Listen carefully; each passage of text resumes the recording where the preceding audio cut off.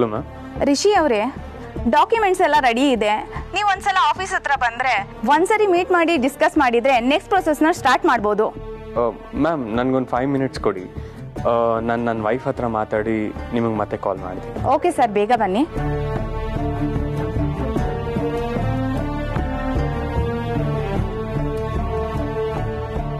ಯಾಕೆ ಖುಷಿ, ಏನೋ ಟೆನ್ಷನ್ ಇದೆಯಾ? ಯಾರ್ದು ಫೋನ್? ಏನಿಲ್ಲಪ್ಪ, ಅದು ಅನಿಕನ ವಿಚಾರವಾಗಿ ನಾನು ಕಮಲಿ ಅವರು ಒಬ್ರು ಲಾಯರ್ನ ಮೀಟ್ ಆಗಿದ್ವಿ. ಅನಿಕಾ ಮಾಡಿರೋ ತಪ್ಪು ಕೆಲಸಗಳ ಬಗ್ಗೆ ನಮ್ಮ ಹತ್ರ ಇರೋ ಪ್ರೂಫ್ಗಳನ್ನ ಅವ್ರಿಗೆ ಸಬ್ಮಿಟ್ ಮಾಡಿದ್ವಿ.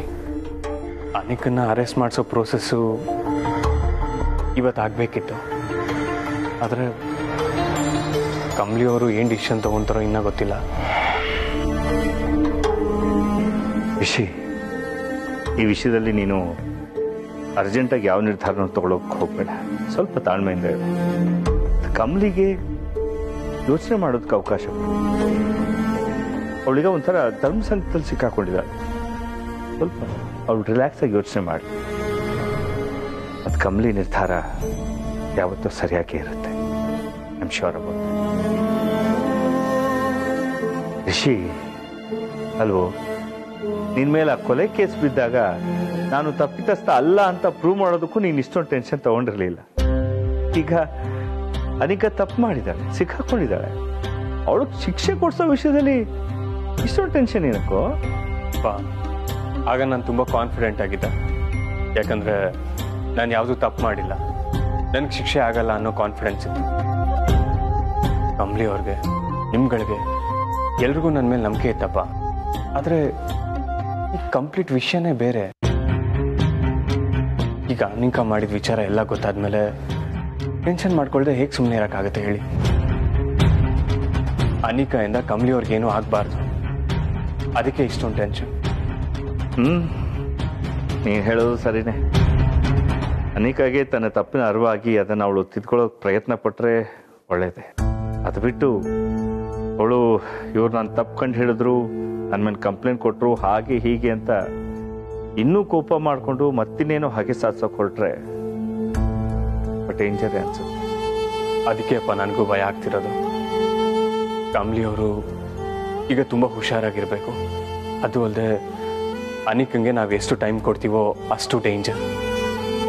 ಅನಿಕಾ ಎಂಥವಳು ಅಂತ ನಮ್ಗೆ ಈಗಾಗಲೇ ಗೊತ್ತಾಗಿದೆ. ಈಗ ಅವಳು ಏನು ಬೇಕಾದರೂ ಮಾಡೋದಕ್ಕೆ ರೆಡಿ ಇರ್ತಾಳೆ. ನೀನು ಹೇಳೋದು ಸರಿನೇ ರಿಷಿ, ನಿನ್ನ ಕಾಳಜಿ ನನಗೆ ಅರ್ಥ ಆಗುತ್ತೆ. ಆದರೆ ಈ ವಿಚಾರವಾಗಿ ಯಾವುದೇ ನಿರ್ಧಾರ ತಗೊಳ್ಳೋ ಹಕ್ಕು ನಮ್ಗೆ ಯಾರಿಗೂ ಇಲ್ಲ. ಕಮಲಿನೇ ನಿರ್ಧಾರ ತಗೋದು. She should take the final decision. I agree ಅಪ್ಪ. ಬಟ್ ಊರ್ಮಿಳಾ ಆಂಟಿ ಮನೆಗೆ ಬಂದು ಎಮೋಷನಲ್ ಆಗಿ ಮಾತಾಡಿದ್ರು ಅನ್ನೋ ಕಾರಣಕ್ಕೆ ಇವು ಡಿಸಿಷನ್ನ ಬದಲಾಯಿಸ್ಕೊಳ್ಳೋದು ಎಷ್ಟು ಸರಿ ಹೇಳಿ? ಅಲ್ಲ, ನನಗೇನೋ ಅನಿಕಂಗೆ ಶಿಕ್ಷೆ ಕೊಡಿಸ್ಬೇಕು ಅಂತ ಏನು ನಿರ್ಧಾರ ಮಾಡಿದ್ವಿ ಅದೇ ನಿರ್ಧಾರನೇ ಫೈನಲ್ ಮಾಡಿದ್ರೆ ಬೆಟರ್ ಅನ್ಸುತ್ತೆ.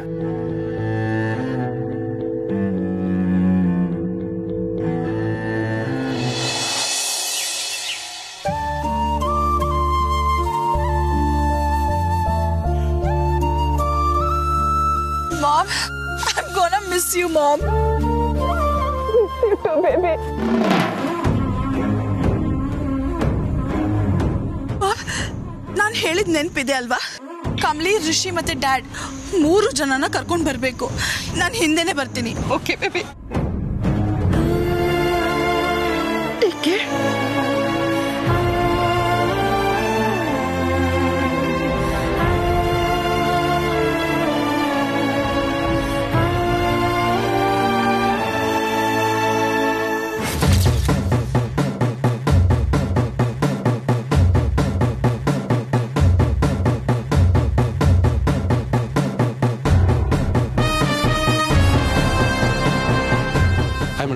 ಬಂದ್ಯಾ? ನಾನು ಹೇಳಿದ ಕೆಲಸ ಮಾಡಿದ್ಯಾ? ಮಾಡಿದ್ದೀನಿ ಮೇಡಮ್. ಕಾರ್ ಕೆಳಗಡೆ ಬಾಂಬ್ ಫಿಕ್ಸ್ ಮಾಡಿದ್ದೀನಿ. ಯಾರಿಗೂ ಗೊತ್ತಾಗಿರೋ ಥರ ಮಾಡಿದ್ಯಾ ತಾನೆ? ಮೇಡಮ್ ಏನು ಟೆನ್ಷನ್ ಆಗಬೇಡಿ, ಯಾರಿಗೂ ಗೊತ್ತಾಗದಿರ ಕಾರ್ ಕೆಳಗಡೆ ಬಾಂಬ್ ಫಿಕ್ಸ್ ಮಾಡಿದ್ದೀನಿ. Very good. By the way, bomb ಹೇಗೆ ಬ್ಲಾಸ್ಟ್ ಆಗುತ್ತೆ? ಇನ್ ಕೇಸ್ ನಮ್ಮ ಮಾಮ್ ಒಬ್ಬರೇ ಇದ್ದಾಗ ಬಾಂಬ್ ಬ್ಲಾಸ್ಟ್ ಆಗೋದ್ರೆ ನನ್ನ ಪ್ಲಾನ್ ಎಲ್ಲ ವೇಸ್ಟ್ ಆಗುತ್ತಲ್ಲ? ಇಲ್ಲ ಮೇಡಮ್, ಹಾಗೇನೂ ಆಗಲ್ಲ. ಟೆಕ್ನಾಲಜಿ ತುಂಬಾ ಮುಂದುವರೆದಿದೆ. ದುಡ್ಡು ಒಂದು ಕೊಟ್ರೆ ಹೇಳ್ದಂಗೆ ಕೇಳೋ ಹ್ಯೂಮನ್ ಬಾಂಬೆ ಸಿಗುತ್ತೆ. ಇದಿನ್ನು ಯಾವ ಲೆಕ್ಕ ಮೇಡಮ್? ಲುಕ್, ಕತೆ ಎಲ್ಲ ಹೇಳ್ಬೇಡ, ಹೇಗ್ ಬ್ಲಾಸ್ಟ್ ಆಗುತ್ತೆ ಅಂತ ಕ್ಲಾರಿಟಿ ಕೊಡು ಸಾಕು. ಮೇಡಮ್, ಆ ಬಾಂಬ್ನಲ್ಲಿ ಒಂದು ಸೆನ್ಸಾರ್ ಡಿವೈಸ್ ಫಿಕ್ಸ್ ಮಾಡಿದ್ದೀನಿ. ಆ ಡಿವೈಸ್ ಸೆನ್ಸಾರು ನನ್ನ ಮೊಬೈಲ್ ಕನೆಕ್ಟ್ ಆಗಿದೆ. ನಾನಿಲ್ಲಿ ಆಪರೇಟ್ ಮಾಡೋವರೆಗೂ ಬಾಂಬ್ ಬ್ಲಾಸ್ಟ್ ಆಗಲ್ಲ ಮೇಡಮ್. ಆಯುಷ್? ಹಾ ಮೇಡಮ್, ನಾನು ಈ ಫೀಲ್ಡ್ ಅಲ್ಲಿ ಸಿಕ್ಕಾಪಟ್ಟೆ ಎಕ್ಸ್ಪರ್ಟು. ನಾನೊಂದ್ಸಲ ಟಾರ್ಗೆಟ್ ಇಟ್ರೆ ಯಾವುದೇ ಕಾರಣಕ್ಕೂ ಮಿಸ್ ಆಗಲ್ಲ ಮೇಡಮ್. Very good. ಅಂಡ್ ನಿನ್ ಫೋನಿಂದ ಬಾಂಬ್ ಹೇಗೆ ಆಪರೇಟ್ ಮಾಡ್ತೀಯಾ? ಮೇಡಮ್, ನಾನು ಹೇಳಿದ್ನಲ್ಲ, ಆ ಡಿವೈಸ್ ಸೆನ್ಸಾರ್ ಅಲ್ಲಿ ಒಂದು ಮೊಬೈಲ್ ನಂಬರ್ ಇದೆ. ಅದನ್ನ ಈ ಮೊಬೈಲ್ ನಂಬರ್ ಇಂದ ಫೋನ್ ಮಾಡಿದ್ರೆ ಇಮಿಡಿಯೇಟ್ ಬ್ಲಾಸ್ಟ್ ಆಗುತ್ತೆ ಮೇಡಮ್. ಜೀನಿಯಸ್. ಆದ್ರೆ ಒಂದನ್ ಮಾತ್ರ ನೆನ್ಪಿಟ್ಕೋ, ನಾನ್ ಅನ್ಕೊಂಡಿರೋ ಪ್ಲಾನ್ ಕರೆಕ್ಟ್ ಆಗಿ ಎಕ್ಸಿಕ್ಯೂಟ್ ಆಗಿಲ್ಲ ಅಂದ್ರೆ ನಾನ್ ಸೇಫ್ ಆಗೇ ಇರ್ತೀನಿ. ನೀನು not so much. So be careful. Okay madam.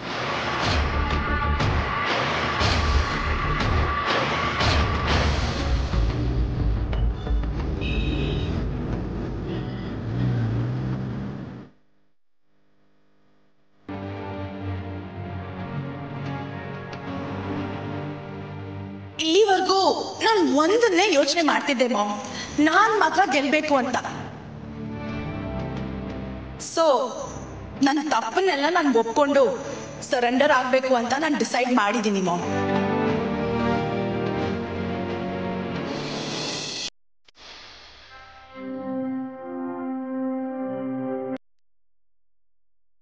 Kamali ಅವರೇ, ಇನ್ನು ಯೋಚನೆ ಮಾಡ್ತೀರಾ? ನನಗೆ ಗೊತ್ತು ನೀವು ಆ ಅನಿಕನ್ ಬಗ್ಗೆನೇ ಯೋಚನೆ ಮಾಡ್ತೀರಾ ಅಂತ. ಊರ್ಮಿಳಾ ಆಂಟಿ ಮನೆಗೆ ಬಂದು ಮಾತಾಡಿದ್ರ ಬಗ್ಗೆನೇ ಚಿಂತೆ ಮಾಡ್ತೀರಾ ಅಂತ. ಯಾರಿಗೆ ಆದರೂ ಈ ಥರ ಡಿಸ್ಟರ್ಬ್ ಆಗೋದು ಕಾಮನ್. ನಾನು ರಾತ್ರಿ ಎಲ್ಲ ತುಂಬ ಯೋಚನೆ ಮಾಡಿದೆ. ನೋಡಿ, ನಿಮ್ಮನ್ನ ಮನೇಲಿ ಯಾರು ಕ್ವಶನ್ ಮಾಡಲ್ಲ, ನಿಮ್ಮ ಡಿಸಿಷನ್ ಬಗ್ಗೆ ಕ್ವಶನ್ ಮಾಡಲ್ಲ. ನೀವು ಯೋಚನೆ ಮಾಡಿ ಏನು ಡಿಸೈಡ್ ಮಾಡ್ತೀರೋ ಅದೇ ಫೈನಲ್. ಸರ್, ಅದಕ್ಕಿಂತ ಮುಂಚೆ ನಾನು ನಿಮ್ಮ ಹತ್ರ ಕೆಲವೊಂದು ವಿಚಾರ ಹೇಳಬೇಕು. ಅದೇನು ಹೇಳಿ ಸರ್. ಕಮಲಿ ಅವರೇ, ನನ್ನ ಜೀವನದಲ್ಲಿ ಕೆಲವೊಬ್ಬರು ಮುಖ್ಯವಾದಂಥ ವ್ಯಕ್ತಿಗಳಿದ್ದಾರೆ. ಅಮ್ಮ, ಅಪ್ಪ, ರಚನಾ. ನನ್ನ ಜೀವನದಲ್ಲಿ ಇವ್ರುಗಳು ಎಷ್ಟು ಇಂಪಾರ್ಟೆಂಟು, ನೀವು ಅಷ್ಟೇ ಇಂಪಾರ್ಟೆಂಟು. ಹೇಳ್ಬೇಕಂದ್ರೆ ನೀವು ಇವ್ರುಗಳಿಂದ ತುಂಬಾ ಇಂಪಾರ್ಟೆಂಟ್. ಕಮಲಿ ಅವರೇ, ಇವ್ರುಗಳ ಜೊತೆ ಇರೋಂಥ ರಿಲೇಷನ್ಶಿಪ್ಪು ನಾನು ಹುಟ್ಟಕ್ಕೂ ಮುಂಚೆ ಇರೋಂಥ ರಿಲೇಷನ್ಶಿಪ್ಸು. ಆದರೆ ನಾನು ಹುಟ್ಟಿದ ಮೇಲೆ ನನಗೆ ನಿಮ್ಮನ್ನ ಬಿಟ್ಟಿರೋಕ್ಕಾಗಲ್ಲ ಅಂತ ಗೊತ್ತಾದ ಮೇಲೆ ನಿಮ್ಮನ್ನ ತುಂಬ ಪ್ರೀತಿಸಿ ಎಲ್ಲರೂ ಒಪ್ಪಿಸಿ ಮದುವೆ ಆಗಿದ್ದೀನಿ. ಈಗ ನನ್ನ ಲೈಫಲ್ಲಿ ನೀವಿಲ್ಲದೆ ಒಂದೇ ಒಂದು ಸೆಕೆಂಡು ಇಮ್ಯಾಜಿನ್ ಮಾಡೋದಕ್ಕಾಗಲ್ಲ. ನೀವಿಲ್ಲದೆ ನನ್ನ ಲೈಫ್ ಏನು ಅಂತ ಹೇಳಿದ್ರೆ ನನ್ನ ಹತ್ರ ಆನ್ಸರ್ ಇಲ್ಲ. ಕಮಲಿ ಅವರೇ, ನೀವು ನನ್ನ ಲೈಫಲ್ಲಿ ಎಷ್ಟು ಇಂಪಾರ್ಟೆಂಟ್ ಅಂತ ನಾನು ಬರೀ ಬಾಯಿ ಮಾತಲ್ಲಿ ಹೇಳೋಕ್ಕಾಗಲ್ಲ. ಯಾಕಂದ್ರೆ ನೀವೇ ನನ್ನ ಜೀವನ. ಕಮಲಿ ಅವರೇ,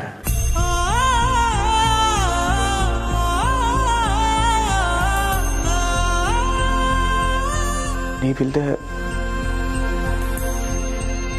ಜೀವನದಲ್ಲಿ ಇನ್ನೇನೇ ಇತ್ತು ಅಂತ ಹೇಳಿದ್ರು ಅದಕ್ಕೆ ಬೆಲೆ ಇಲ್ಲ. ಕಮಲಿ ಅವರೇ, ನನ್ನ ಜೀವನದಲ್ಲಿ ಖುಷಿ ಆದರೂ ದುಃಖ ಆದರೂ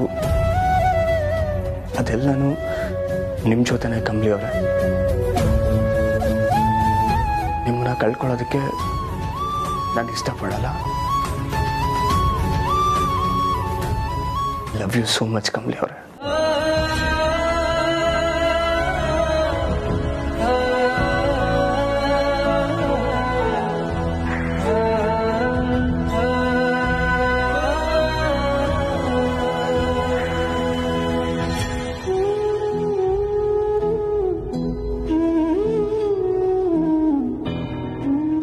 ಕಮಲಿಯವರೇ, ನೀವು ಯೋಚನೆ ಮಾಡಿ.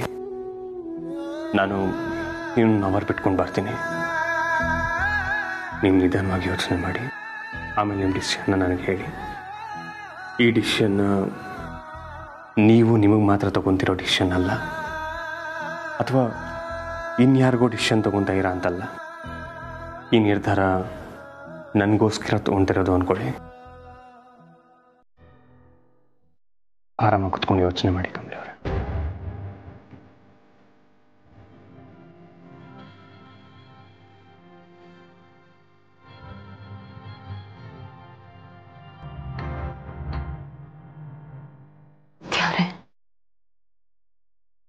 ಎಂಥ ಇಕ್ಕಟ್ಟಿನ ಪರಿಸ್ಥಿತಿ ನಾನು ನಿಲ್ಸಿದ್ಯಾ ನನ್ನ. ಈಗ ನಾನು ಏನ್ ಮಾಡ್ಲಿ ನಂಗೊತ್ತೂ ಗೊತ್ತಾಯ್ತಿಲ್ಲ ದೇವ್ರೆ.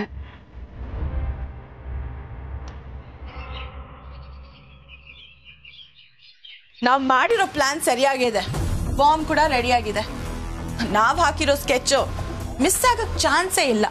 ಇನ್ ಸ್ವಲ್ಪ ಹೊತ್ತಲ್ಲಿ ಬಾಂಬ್ ಬ್ಲಾಸ್ಟ್ ಆಗಿ ಅವ್ರ ಡೆಡ್ ಬಾಡಿಗಳಾಗ್ತಾರೆ. ಖಂಡಿತ ಮೇಡಮ್, ಅದ್ರ ಬಗ್ಗೆ ಯಾವುದೇ ಡೌಟ್ ಬೇಡ ಮೇಡಮ್. ಕೆಲಸ ಮುಗಿದ ತಕ್ಷಣ ನನ್ನ ಪೇಮೆಂಟ್ ನಂಗೆ ಬಂದ್ಬಿಡ್ಬೇಕು, ಅದು ವಿತೌಟ್ ಬ್ಯಾಲೆನ್ಸ್. ಲುಕ್, ಅವರೆಲ್ಲ ನಾನು ಅನ್ಕೊಂಡಾಗೆ ಸತ್ರೆ ನಿನ್ ಪೇಮೆಂಟ್ ನ ಡಬಲ್ ಮಾಡ್ತೀನಿ. ಓಕೆ? Thank you madam. ನಿಮ್ ಕೆಲಸ ಆಯ್ತು ಅಂತಾನೆ ತಿಳ್ಕೊಳ್ಳಿ. Thank you.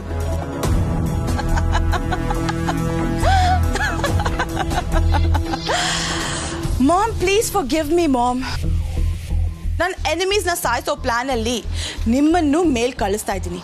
I hope you understand. But ಇದರಲ್ಲೂ ನಾನು ನಿಮ್ಗೊಂದು ಫೇವರ್ ಮಾಡ್ತಾ ಇದ್ದೀನಿ. ಏನಂದ್ರೆ, ನೀವು ತುಂಬಾ ಇಷ್ಟಪಡ್ತಿರೋ ಡ್ಯಾಡ್ನ ನಿಮ್ಮ ಜೊತೆ ಮೇಲ್ ಕಳಿಸ್ತಾ ಇದ್ದೀನಿ. Have a happy long journey mom. ಅದೇನೋ ಅಂತಾರಲ್ಲ, ಹೆವೆನ್ ಅಂತ. ಅದೇನಾದ್ರೂ ನಿಜವಾಗ್ಲೂ ಇದ್ರೆ ನೀವಿಬ್ರು ಅಲ್ಲಿ ಹ್ಯಾಪಿಯಾಗಿ ಆರಾಮಾಗಿರ್ಬೇಕು ಮಾಮ್. ನೀವು ನನ್ನಿಂದ ಸತ್ರಿ ಅಂತ ಪ್ಲೀಸ್ ಬೇಜಾರು ಮಾಡ್ಕೋಬೇಡಿ. ಹೆವೆನ್ಗೆ ಹೋಗಿ ನೀವಿಬ್ರು ಒಟ್ಟಿಗೆ ಆರಾಮಾಗಿರ್ಬೇಕು, ಅದೇ ನನ್ನ ಆಸೆ. And one more thing mom, ನನ್ನ ಮಾತನ್ನ ಕೇಳ್ಕೊಂಡು ಹೋಗಿದ್ದಕ್ಕೆ ಆ್ಯಂಡ್ ನನಗೆ ಆಗದೆ ಇರೋರ್ನ ಮೇಲೆ ಕರ್ಕೊಂಡು ಹೋಗ್ತಾ ಇರೋದಕ್ಕೆ ತುಂಬ thanks. I love you ma'am.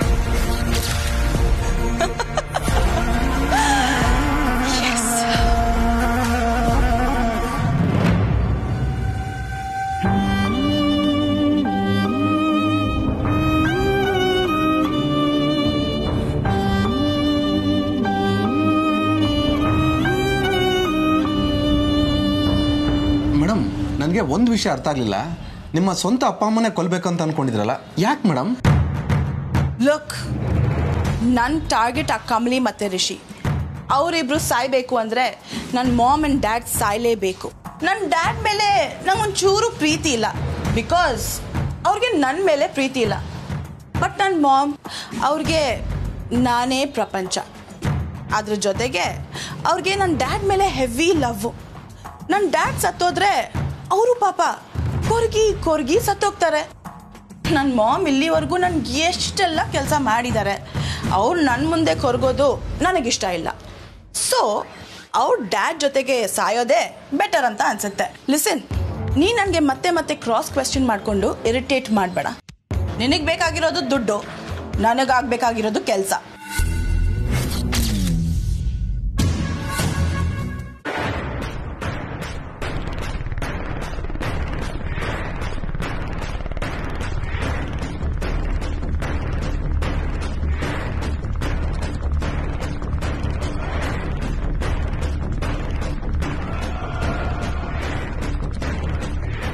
Kamali, Kamali. ಏನು ಉರ್ಮಿಳಾ, ಮತ್ತೆ ಕಮಲಿನ ಒಪ್ಸಕ್ ಬಂದಿದ್ಯಾ?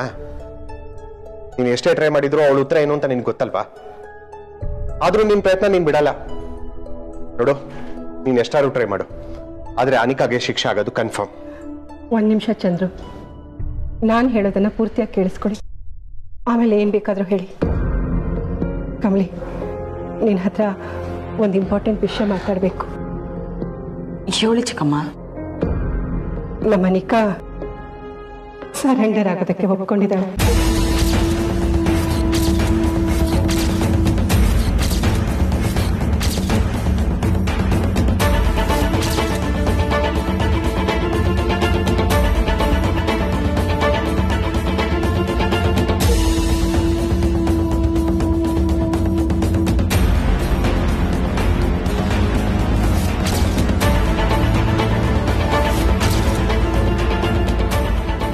ಏನ್ ಹೇಳ್ತಾ ಇದೆಯಾ ಊರ್ಮಿಳಾ?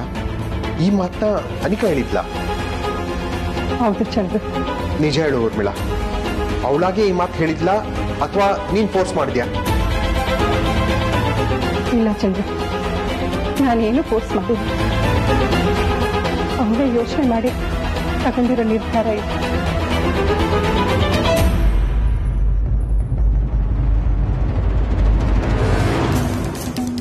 ಊರ್ಮಿಳಾ, ಸರಿಯಾಗಿ ಹೇಳು. ಅನಿಕಾ ತುಂಬಾ ಸ್ವಾರ್ಥಿ. ಅವಳು ಅವಳ ಬಗ್ಗೆ ಯೋಚನೆ ಮಾಡೋದು ಬಿಟ್ಟು ಬೇರೆಯವ್ರ ಬಗ್ಗೆ ಖಂಡಿತ ಯೋಚನೆ ಮಾಡೋಳು ಅಲ್ಲ. ಅಂಥದ್ರಲ್ಲಿ ಅವಳು ಸರೆಂಡರ್ ಆಗೋ ಮಾತಾಡಿದಾಳೆ ಅಂದ್ರೆ ನನಗೆ ನಂಬೋಕ್ಕಾಗ್ತಾ ಇಲ್ಲ. ನನಗೆ ನಂಬೋಕ್ಕಾಗಲಿಲ್ಲ. ನೀವು ಮನೇಲಿ ಇರ್ಬೇಕಿತ್ತು. ಅವಳು ಹೇಗೆ ಸಂತ ಪಟ್ಟಿದ್ರು ಅಂತ ನೀವೇ ಕಣ್ಣಾರೆ ನೋಡ್ಬೋದಿತ್ತು. ಅವಳು ಸ್ವರ್ಗ ಹೋಗಿದ್ದಾಳೆ ಅತ್ತೆ. ಹೋರಾಡಿ ಹೋರಾಡಿ ಅವಳು ಸೋತ್ ಹೋಗ್ಬಿಟ್ಟಿದ್ದಾಳೆ. ಅವಳು ಮಾಡಿರೋದೆಲ್ಲ ತಪ್ಪು. ಆ ತಪ್ಪುಗಳನ್ನ ಒಪ್ಕೋಬೇಕು ಅಂತ ಅವಳಿಗೆ ಅನ್ಸಿದೆ. ಸರೆಂಡರ್ ಆಗ್ಬೇಕು ಅನ್ನೋ ಆಲೋಚನೆ ಅವಳಿಗೆ ಹೇಗ್ ಬಂತು ಊರ್ಮಿಳಾ? ನನಗೂ ಗೊತ್ತಿಲ್ಲ ತಾರ. ನಾನು ಇಲ್ಲಿಗೆ ಬಂದು ಕಮ್ಲಿ ಹತ್ರ ಹೇಳ್ಕೊಂಡು ಮನೆಗೆ ಹೋದ್ನಲ್ಲ, ಆಮೇಲೆ ಅವಳಿಗೆ ಏನಾಯ್ತೋ ಗೊತ್ತಿಲ್ಲ. ಅವಳು ಒಬ್ಬೊಬ್ಳೆ ಕುತ್ಕೊಂಡು ಯೋಚನೆ ಮಾಡ್ತಿದ್ಲು. ಅವಳು ಡ್ಯೂಟಿನೇ ಚೇಂಜ್ ಆಗಿ ಹೋಯ್ತು. ಬೆಳಿಗ್ಗೆ ಬೇಗ ಹೇಳೋಳು, ಕಾಫಿ ಮಾಡಿ ನನಗೂ ತಂದು ಕೊಡೋಳು, ದೇವರ ಪೂಜೆ ಮಾಡೋಳು. Totally change ಆಗ್ಬಿಟ್ಲು.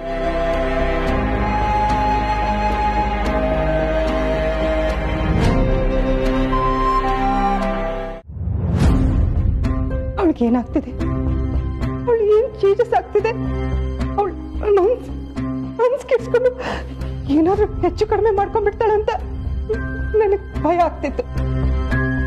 ಅಷ್ಟರಲ್ಲಿ ಅವಳೇ ನನ್ನ ಹತ್ರ ಬಂದು, ಮಾಮ್ ನಾನು ಸರೆಂಡರ್ ಆಗ್ತೀನಿ ಅಂತ ಹೇಳಿದ್ಲು. ಕಮ್ಮಿ ಹತ್ರ ಬೇಡ್ಕೊಂಡ ಹಾಗೆ ನಾನು ಅವಳ ಹತ್ರನೇ ಬೇಡ್ಕೊಂಡೆ.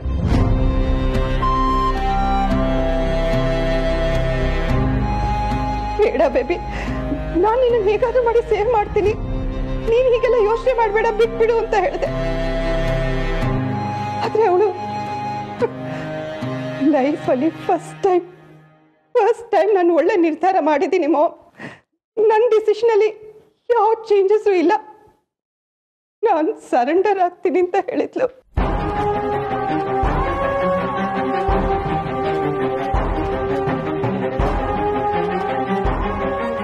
ಅವಳು ಗಟ್ಟಿ ಮನ್ಸು ಮಾಡಿ ಸರೆಂಡರ್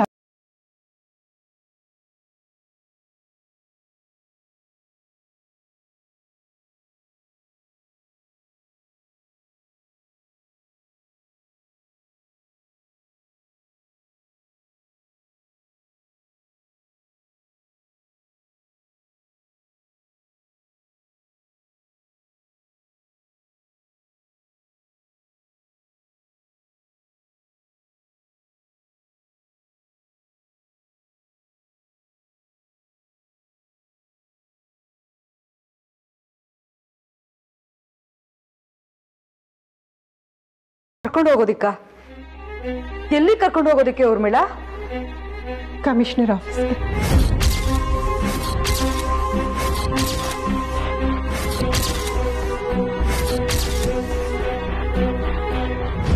ಕಮಿಷನರ್ ಆಫೀಸ್ಗೆ? ಹೌದು, ಅವಳು ಈಗಲೇ ಸರೆಂಡರ್ ಆಗ್ತಾಳೆ ಅಂತ. ಅವಳು ಕಮಿಷನರ್ ಆಫೀಸ್ಗೆ ಹೊರಟಾಗಿದೆ. ಕಮ್ಲಿ, ರಿಷಿ, ಚಂದ್ರನ ಕರ್ಕೊಂಡು ಅಲ್ಲಿಗೆ ಬಂದ್ಬಿಡಿ ಅಂತ ನನ್ನ ಹತ್ರ ಹೇಳಿದಾಳೆ.